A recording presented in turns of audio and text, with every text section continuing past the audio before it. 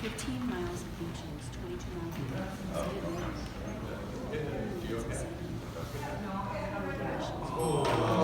So I just decided to copy spot and let somebody scream. That's the simple messages. It's in the code and sometimes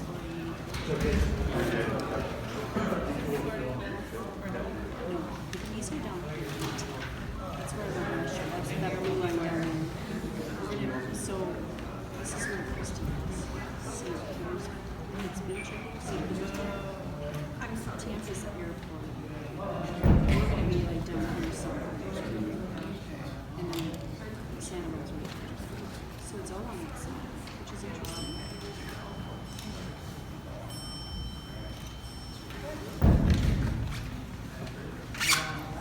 Welcome everybody. I'm Greg Masnick. I'm the Associate Publisher of the Pioneer Press and TwinCities.com. And on behalf of the Pioneer Press Treasure Hunt presented by Fury Motors, we're going to unveil our winner of this year's hunt. Just before we start, I'd like to introduce a couple of folks. First of all, Roseanne Bump, who's the president of the Winter Carnival, is here joining us today, as is Joe Leonard. Where's Joe? He's coming around. Okay. Joe is with Fury Motors, and he'll be here to present the check to our winner. And without further ado, I'd like to sneak in over here, please.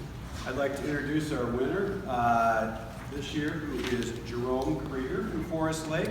He's joined by his wife Jeannie and daughters Batty and Greta. All right.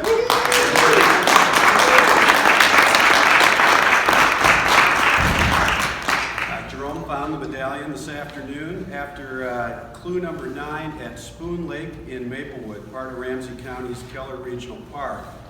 He said that 9's always been his lucky number, and today after clue number 9 that came true. And Joe and I are proud to present to Jerome a check for $10,000.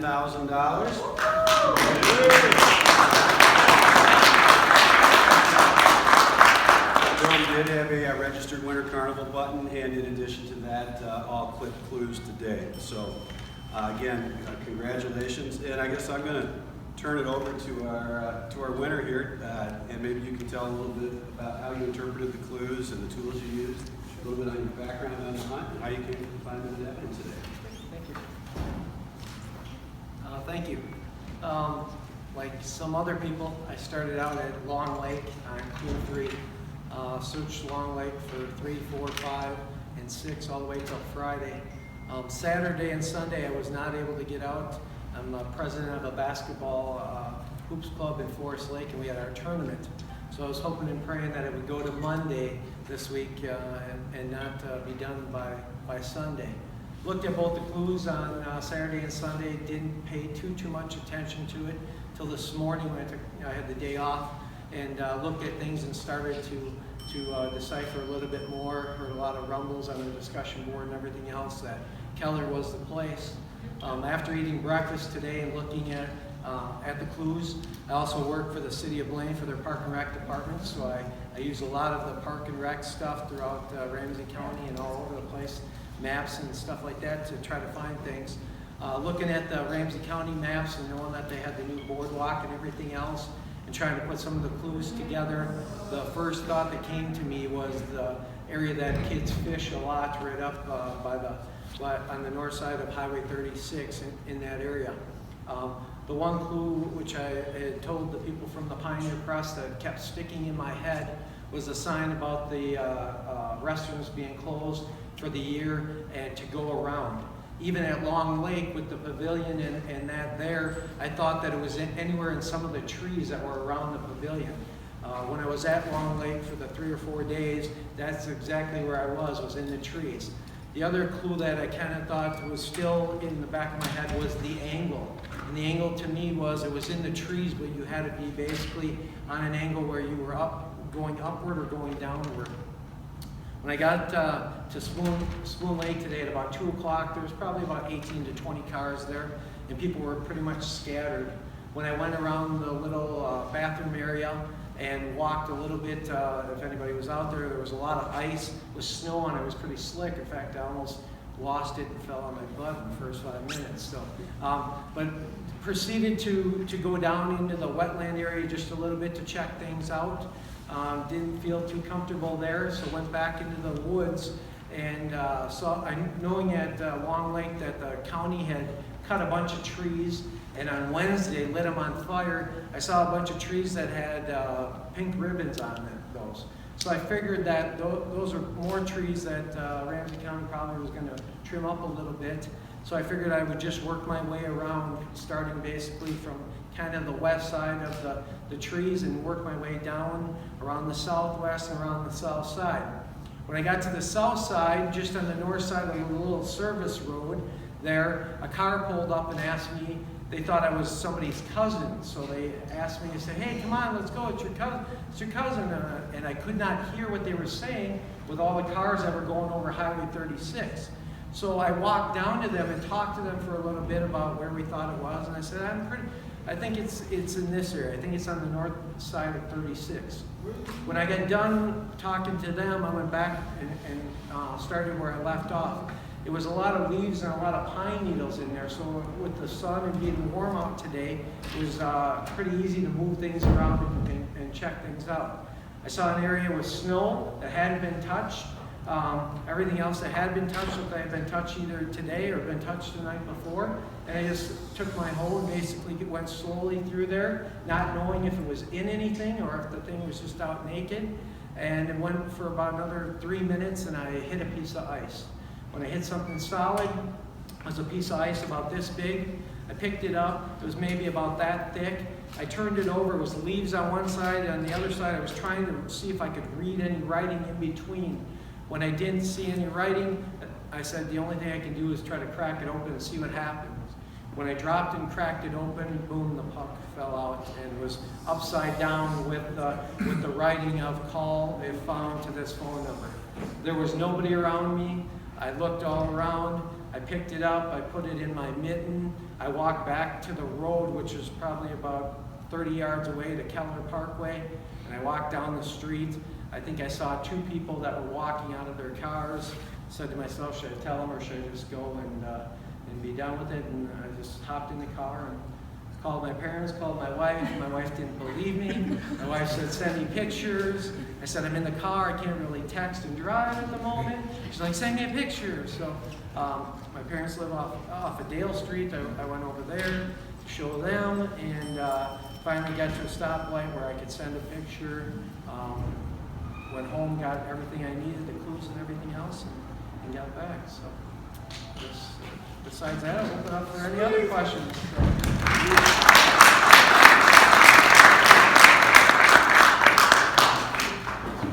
Questions? Jerome, you called me right away. Yes, I did. Yes, I called Lori right away. After I got out of the car, I called Lori right Just so away. everybody knows there was no waiting. No. I called Lori right away. I told her I found it, gave her the description of what it was and everything else, what was on it. So, yeah. How long have you been looking at the medallion? Seriously looking since 2004 in Phelan.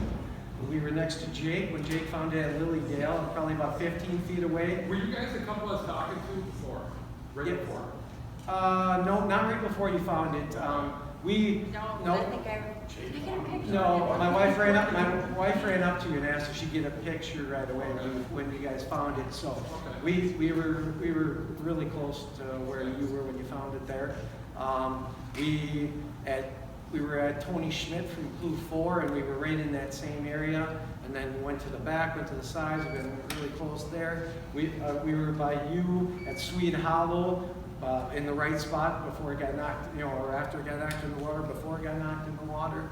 Everybody was around that big stump down at Crosby.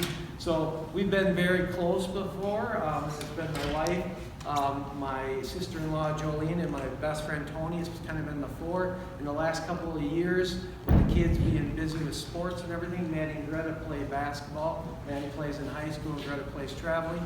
So it's always every night running to do something. I'm about the only one that's still stuck with it and continue to keep going out all the time. And so when I found it today, not only was my family happy, but my sister-in-law Jolene was super happy that I found it because she knows that I've put a lot of work in it, and to try to find it. So it's great to be part of the group. Jake, you find it, and everybody else. I mean, it's great to be part of the group. But like I said, it's when you're close, you're always like, where was it? How close was I, or whatever. And I finally get to say I found it, and get to tell everybody else where it was. This is Uncle Steve. Told me, do you have a relative that found it? No, a relative? Yeah. No, a relative of mine, my uncle and Mrs. Uncle's be our friends. So, Okay. yeah, so I called him on the way home to tell him that I found it, so he called her. Jerome, tell me a story that you told me about your friends. About my wife? About your friends. Your friend's uncle? Was it your friend's dad that? Oh, yes. So my parents have friends in a band called the Midas Touch that plays down in Mancini's many nights. And the drummer, his name is Chuck Schneider. My parents were just going down right now to Lucky's on 13 to go have dinner with him and his wife. Chuck's dad, Ed, was the clue writer way back when. I don't know what year he retired or what, 50, 60, 70, somewhere in there. He wrote the clues. Something like that. And went out with his wife and watched people in the park. So the text I got before I came down was from Chuck saying to me that his dad was looking down on me right now and screaming, yeah, you did it, and stuff like that. So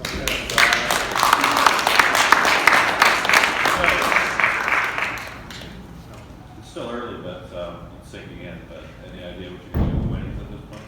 well, we talked about that.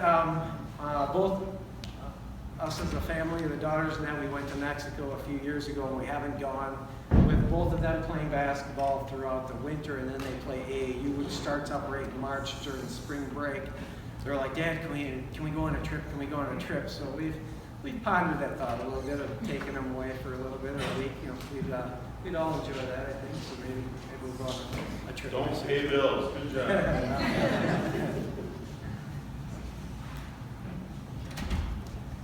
Jerome, what's new with lucky number 9? Lucky number 9? Yeah. Lucky number 9, that's the number that I've worn all my life playing sports. I played baseball, football, and hockey, and I always wore number 9. So I don't know, maybe it was kind of fitting that 9 was my lucky number.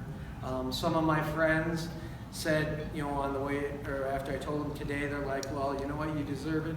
I put in 32 hours over the last 2 days running a basketball tournament, basically from 6:30 in the morning till 10:30, 11 o'clock at night for free volunteering.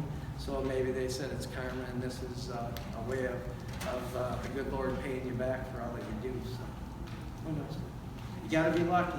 You got to be lucky. You can be in the right spot, but you still got to be able to hit it and find it. So. Has the area been dug over quite a bit? You know what? The certain parts weren't, and certain parts weren't. Like I said, there was the pine needles and the leaves were moved in certain parts, but it was more so on the southwest corner and the south side.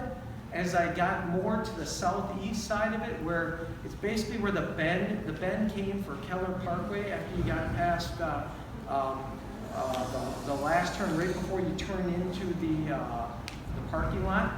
As you made that last bend right there, that's kind of where that little service road came in. And if you came in on that service road, if you probably went down, I'd say maybe 30, 40 yards, and you went up right there, that's where I found it.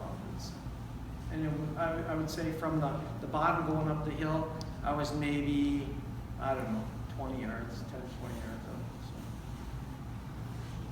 But it was, like I said, it was an area where there was still some snow that hadn't been touched. So I knew that it hadn't been touched, at least today, with the new falling snow. And I couldn't tell if the other stuff that had been touched was from last night or not. You hear so many times of people walking up and seeing it on the top. I was more cautious today, and I was actually looking through a lot of the pine needles that had been stirred up and going back through them, just not knowing if it was laying naked or not. Didn't want to miss it, this time. So. Wrap up then. Wait, I want to know how close to the frog pond it was.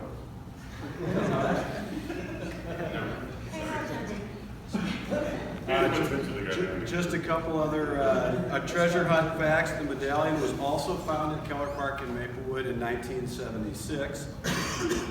And on notes on the length of the hunt, since 2000, the medallion has been found on clue number 12 3 times. The other times, was last found on clue number 9 in 2014 at Como Park.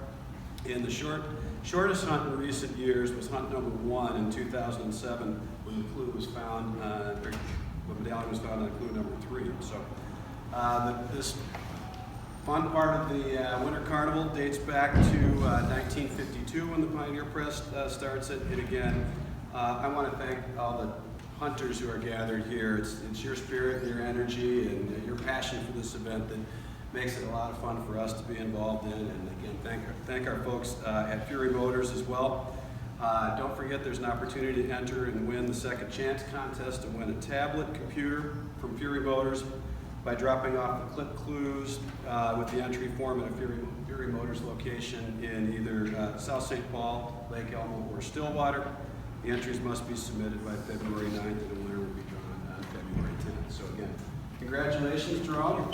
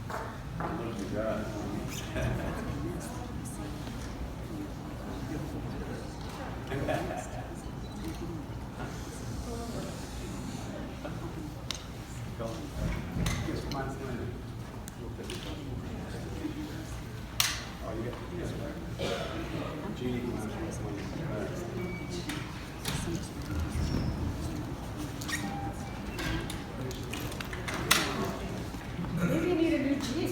That's right. Manny's going to be driving pretty soon, so yeah. Joe's got a nice one. Right outside.